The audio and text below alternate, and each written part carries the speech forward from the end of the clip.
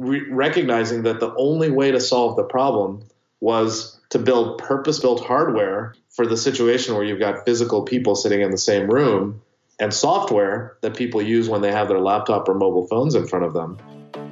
Do you want to impact the world and still turn a profit? Then you're in the right place. Welcome to Growth Everywhere. This is the show where you'll find real conversations with real entrepreneurs. They'll share everything from their biggest struggle to the exact strategies they use on a daily basis.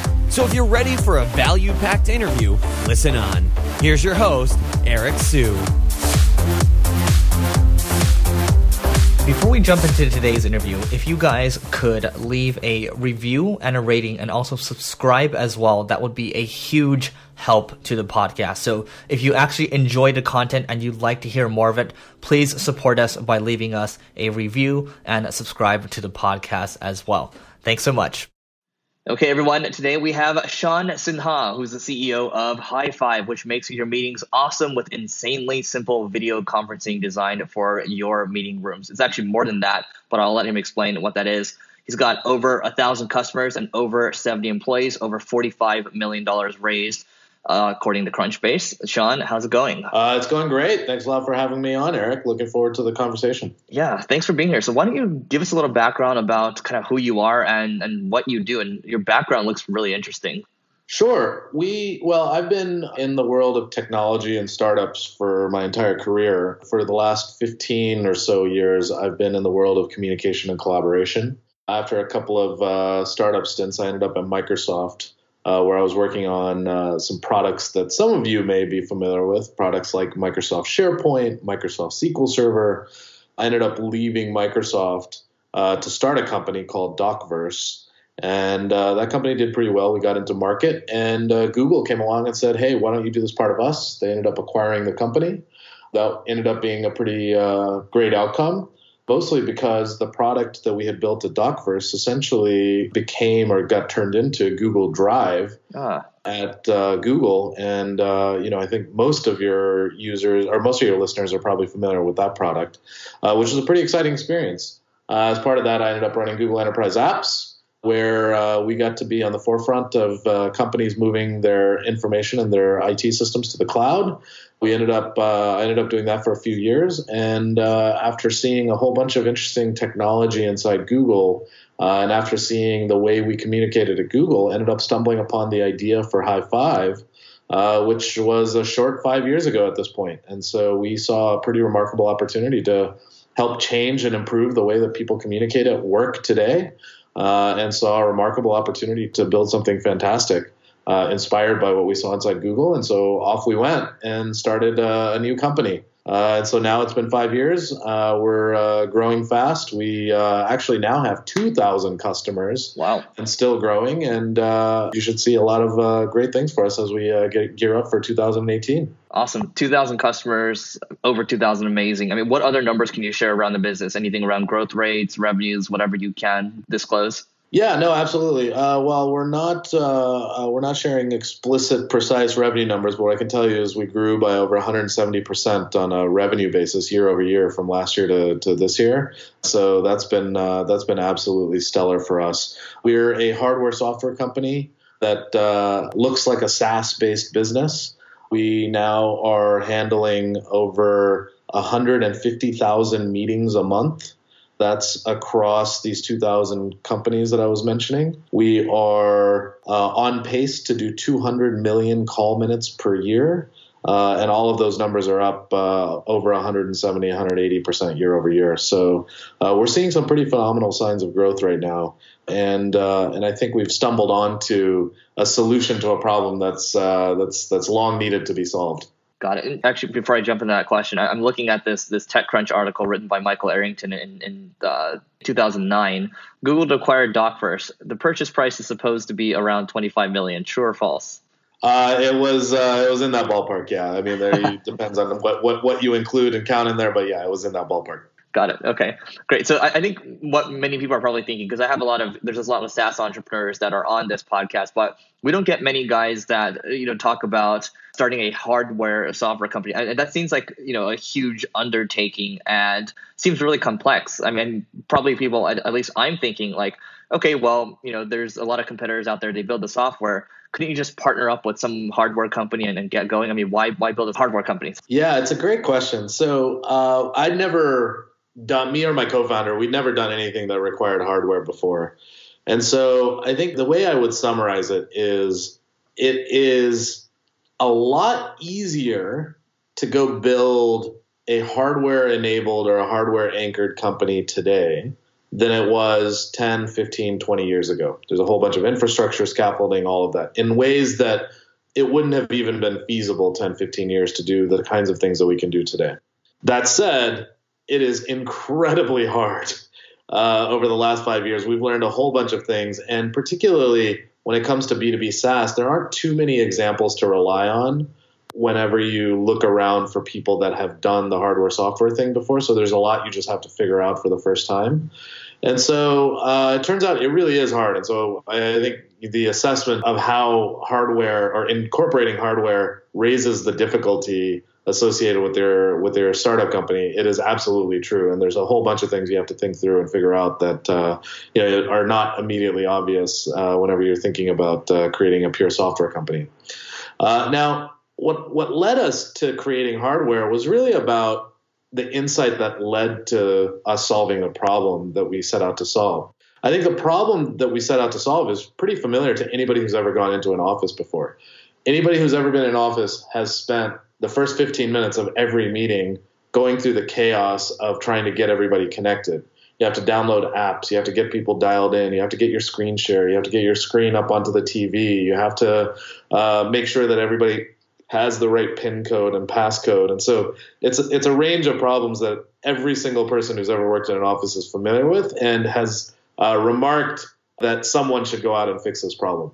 When we set out to solve this problem, the big insight that we had was that the way we meet today is fundamentally different than the way we used to meet 15 or 20 years ago. And the core insight that we had was that the normal meeting today required flexibility for people needing to join that conversation. So imagine a typical 4 or 5 person meeting today. Well, what you typically see is a few people that are sitting in the office that meet in a conference room. And you have a few people that are working remotely that might need to either join in off their laptop or mobile devices, or they need to maybe dial in while they're driving down the road. That's the normal meeting today. So how do you create a product that lets a group of people, distributed people, connect to each other? And the core insight was we had to solve that physical conference room problem right alongside with the mobile problem of somebody trying to join in off their laptop.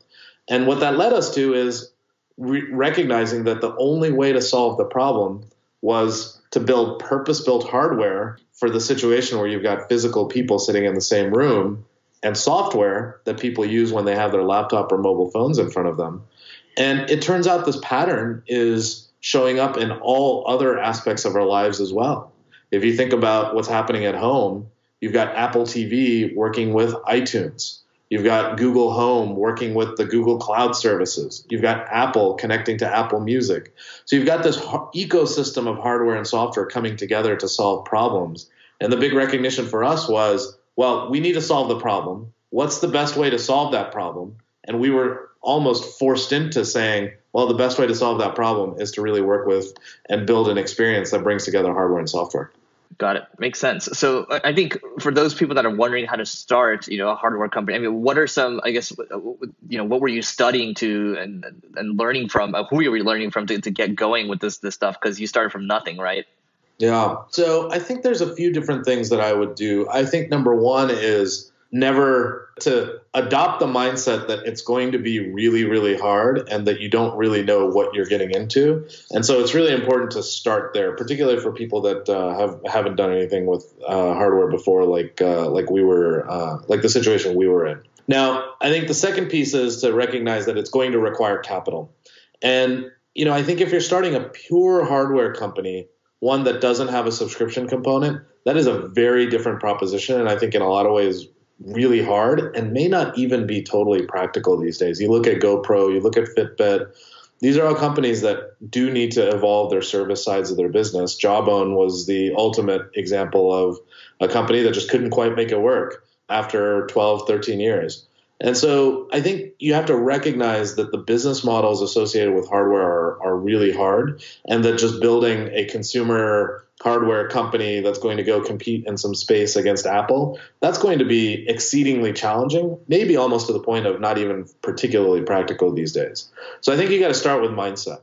I think if you get over that hurdle, and if you decide to ignore my advice trying to dissuade you from doing hardware, then you've passed test number one and recognize that, okay, I can't do this thing without building the hardware. So then what you need to do is go surround yourself by people that have done it before. We were really lucky, and part of the fact that I've been doing startups for a while meant that I was able to rely on a network of friends that had all created successful companies around building hardware. We were lucky. We ended up getting some very reasonably high-profile investors, advisors that had all done and built hardware companies before. And so that was really step number two.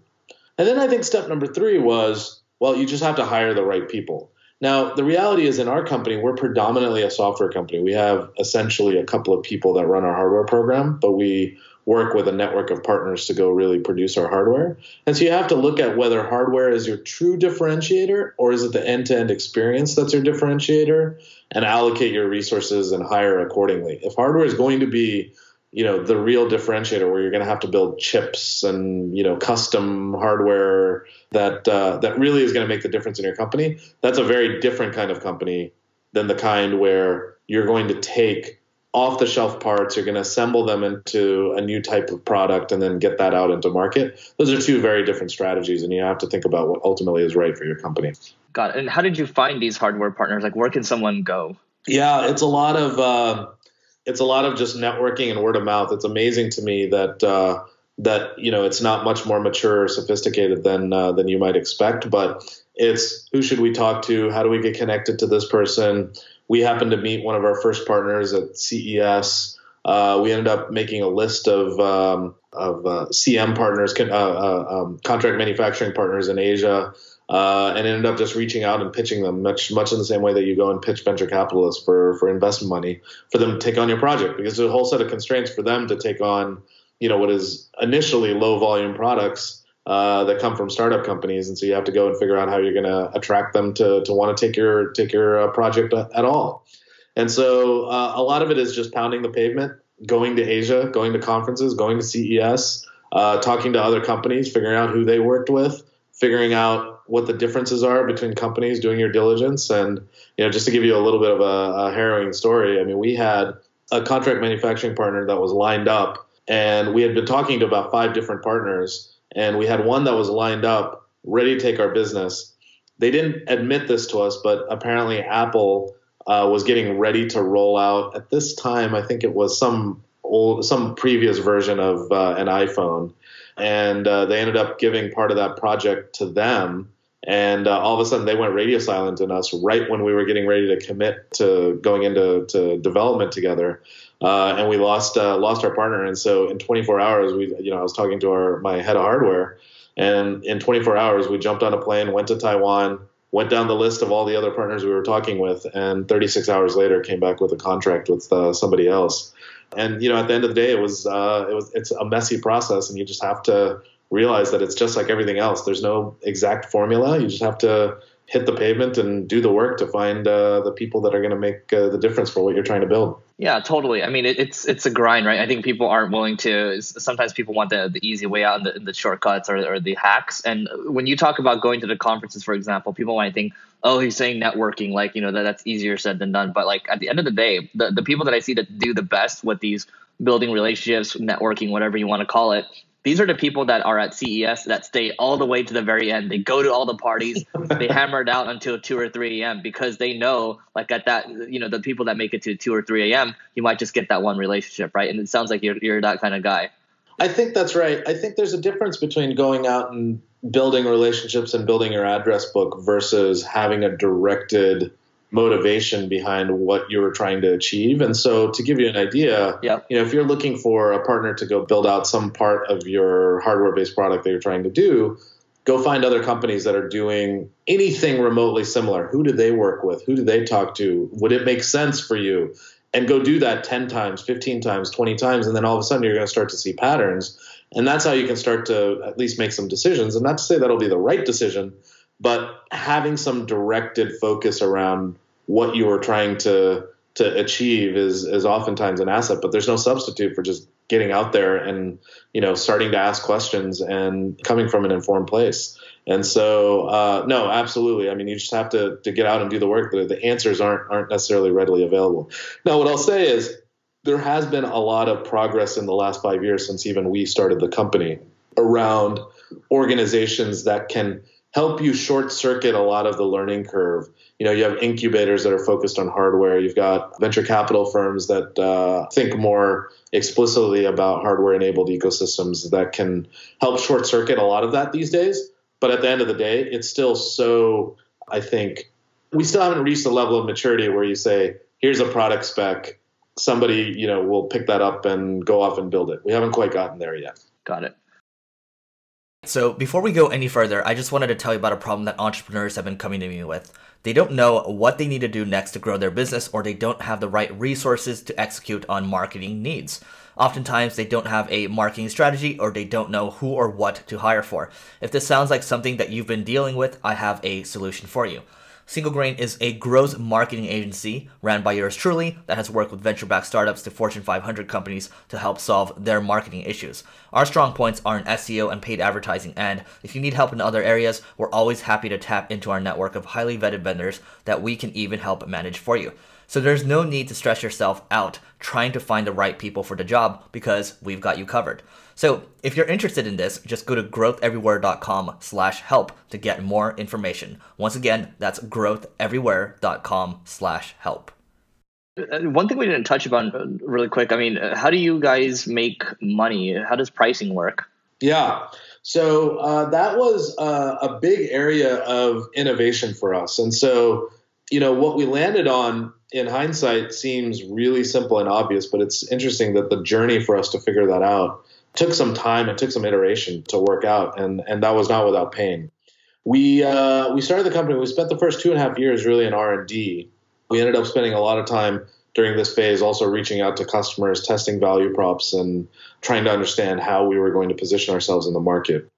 And eventually we got into market, and we spent the first year really iterating on figuring out the business model. Now, we knew that we had this hardware component and we had the software component. And the original plan was to sell the hardware the way that customers typically buy hardware, and to sell the software on a per user per month basis, the way that people are accustomed to buying software. And that was part of the plan the whole time. The thing that was interesting was in this category, which is not a new category, there's a whole bunch of incumbent companies. Customers were used to buying that way, but they would piece together their solutions from multiple vendors. They would go to their hardware guys and they would buy hardware with them the way that you normally buy hardware. Yep. You would go to the software guys and you would buy software from them the way that you'd normally buy software. But the value prop that we offered was the integration of the two. We had hardware that was not quite as feature rich as all the things that you could get from a pure hardware vendor. We had software that didn't have all the features that you would get from some of the other software providers that you might go to in this category, whether it was WebEx or GoToMeeting or any of those tools that we're all familiar with. The value prop that we were offering was the integration of the two. So it took us a while to really understand, well, how do we get our pricing model to line up with that value prop? And what we landed on was essentially a pricing model that bundled all of our hardware and software together. We end up selling today on a per room per month basis. So you figure out how many rooms inside your company you want to deploy Highfive in. And with that, you get an unlimited user license to use the software across every single person in your company. No additional charges. As part of that single subscription price, you get hardware included with no upfront cost. You get this unlimited user license, and you get unlimited minutes. So you're not charged on a per minute basis. So there's no nickel and diming. And so the way we sell today is we have 4 different packages of products that we sell. They range anywhere from $99 per room per month up to $329 per room per month. They vary in different hardware configurations and different service configurations. And it's kind of like getting bronze, silver, gold, platinum pricing, depending on what set of functionality you need for your organization. And that model has been working incredibly well. It's easy, it's simple, it's transparent, and it actually lets conferencing turn into a true collaboration product that you can deploy across your entire organization. And it's something that nobody has really done before. And figuring that out actually was a process for us. But since we figured that out, growth has just been on a tear. And over the last 2 years, we're among the fastest companies to grow and scale our revenues by most SaaS metrics. And we've been very pleased with the results. I mean, how do your competitors charge on a per seat basis, just as an example? Yeah. So what you tend to find, if you look at companies like WebEx or GoToMeeting, or even more recently, companies like Zoom, what they will do is they'll have a free version of your product that is severely limited. You can't have meetings that are more than 30 minutes long or 40 minutes long. If you go long, a credit card notification will pop up and say, hey, pop in your credit card so you can keep having your meeting. And then you decide how many users you're going to buy a user license for. Well, I've got a 100-person company or I've got a 500-person company. Well, if I have to buy a license for every single user, then it's going to cost me anywhere from $20 to $40 per user per month. And then, I decide to do that. And I decide, well, I've got all these people that are power users. I'll buy licenses for them. For all the people that are not power users, I'm not going to buy licenses for them. So when they need to use the system, then, they end up sharing a license with somebody else, and that creates this whole administration headache.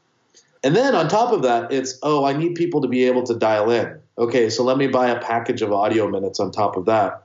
I'll buy a package of 1,000 minutes, and then if I go over that, now I have to pay, an additional 5 cents per minute after that. If I want to buy recording, well, I have to pay for how much storage that I'm going to use as part of my recording. If I'm going to buy some improved and administration features, well, I got to go pay for that. And so you get this nickel and diming invoice thing, and all of a sudden, before you know it, you don't know exactly what you're getting charged for. You don't know exactly how many people are licensed or should be licensed. And so whenever you buy a piece of software, you end up in this kind of complicated billing relationship that turns into a whole process in of itself. And from our perspective, we just do away with all that. Yeah, it just makes life a lot easier because you guys are working together and collaborating instead of, again, we're in the same exact boat, right? We are using one of those tools and it's like, should we get this? Should we not? But it's like you guys are aligned, right? When the iPod came out, one of the things that Apple did really brilliantly was they didn't say, hey, here's an iPod and here's the version that has 128 gigabytes. Here's a version that has 256 gigabytes. Here's a version that has 512 gigabytes. What they said was, okay, use your iPod however you want. Don't worry about the storage. Just tell us, do you want to buy the version that can support 500 songs at a time, 1,000 songs at a time, or 5,000 songs at a time? These days, Google talks about phones that support an infinite number of photos on your device. So the value prop is tied to the thing that you're using it for. And in our particular case, we just say, hey, look, how many rooms do you want Highfive in? Deploy the software to everybody in your organization, whether they're a power user or not. And that way, you don't have to worry about whether the tool is going to be something that is licensed appropriately or not. Just use it as much as you can, and all of our interests are aligned with a successful deployment inside your company. Love it. That's great. Yeah. So switching gears here, I mean, what do you think is the biggest struggle you face while growing this particular business? I think for us, the biggest challenge for us has been the process associated with figuring out things that hadn't been figured out before. I think from the get-go, one of the things that we knew very well, very early on, was product definition. I think we got the product definition, the product spec. I think we got that right. And it took us a few years to really build up to that maturity. So there was a big R&D curve associated with that. But then there were very few examples to point to that had brought together hardware and software to solve a particular problem. And so that translated to a process associated with having to, iterate on our business model. And that took, that took a significant amount of time. And so I think figuring out how to answer not only the product side of it, but the business model side of it, and getting all of that to work together in harmony. I think that was the biggest challenge, because that shows up in all kinds of weird ways in your company when you're trying to figure out what you scale, when you scale, how you scale. And we've now reached a point where we said, hey, look, we've gotten to a point now, product's figured out, or at least product is reached a very healthy level of maturity. We think we've got the best product in the category now. Business model is now figured out. There's no risk around that. Now we got to go hit the gas and figure out how we continue to grow and scale and keep growing by 100% a year over year or more.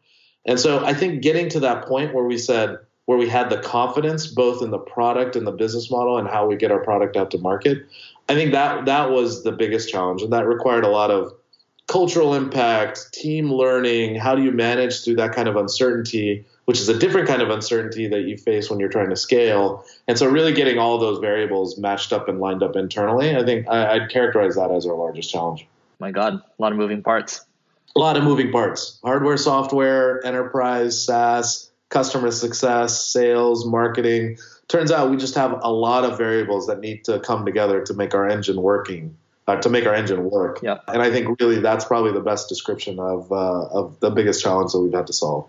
So, I mean, speaking of, and there's a couple of things I want to touch upon here. I mean, but talking about marketing a little bit, what's working, or even just customer acquisition? What's one kind of effective thing that's working well for you right now?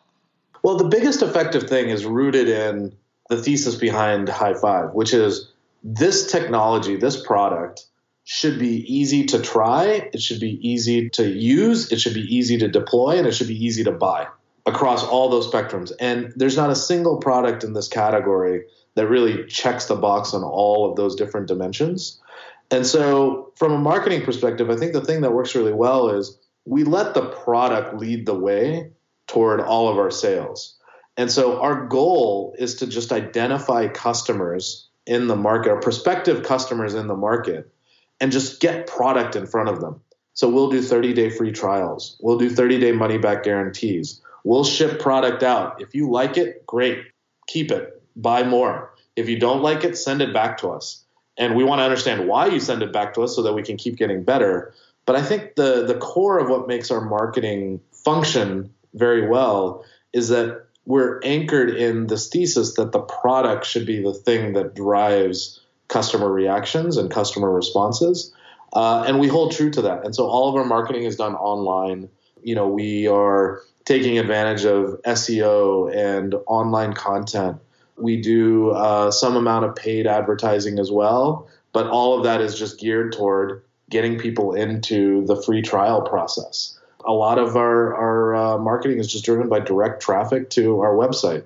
We're not doing much more beyond that. People are finding us, and as a result, we let the product lead the way towards sales. And I think just holding true to those core values around how this product should be bought and sold is paying dividends for us. Love it. Okay. Next thing I wanted to touch upon is around, you talked about, we just agreed on multiple moving parts, right? So, I think there's the entrepreneurial ADD. So how do you deal with that? How do you stay focused? Because there's just so much stuff you have to deal with. So I think the most important thing that you can do when you're thinking about all of the different moving parts is to create a consistent picture that stitches all of those variables together in a single model. And then you work with your team to figure out which variables you're going to optimize. So in our particular case, just to lay out some of the different variables that we have to stitch together, on the product side, we think about usage, engagement. We think about what are customer reactions like? What do, all of those data points tell us? Now, how does that relate to the business side?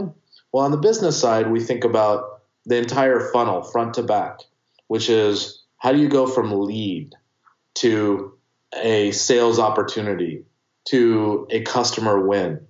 And then you don't want to stop there. So how do you go from a customer win to a customer that expands and buys more? And then how do you go from there to a customer that uses more, uses their system more, even if they're not expanding? And then you go from there and you say, well, all right, those should be good leading indicators for customers that renew. And so what you want to do is instrument every single step of that process And then you want to figure out, well, what's being driven by the product side? What's being driven by the sales and marketing side? Which variable makes sense? And what you want to do is construct a model that covers all of your spend associated with sales, marketing, support, etc.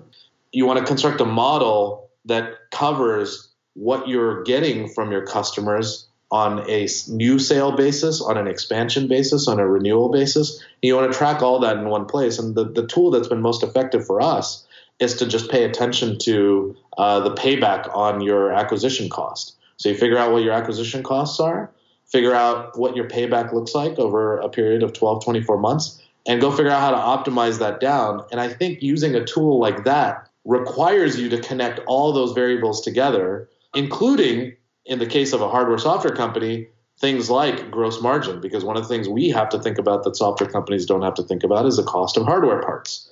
And so you construct a single model that stitches all that together, make that something that's well understood by your entire senior executive team, talk about it, reinforce it, and then you regularly get together and figure out, well, what's going to be the priority? Which variable are we going to optimize? And you focus on solving each variable, almost one at a time, or maybe at most two at a time. And you just make progress towards all of that. And everything else becomes a proxy for one of those variables that you're trying to optimize, whether you're focused on customer success today, you're focused on sales tomorrow, you're focused on marketing next quarter, or you're focused on product satisfaction this quarter, because that's going to lift all other boats.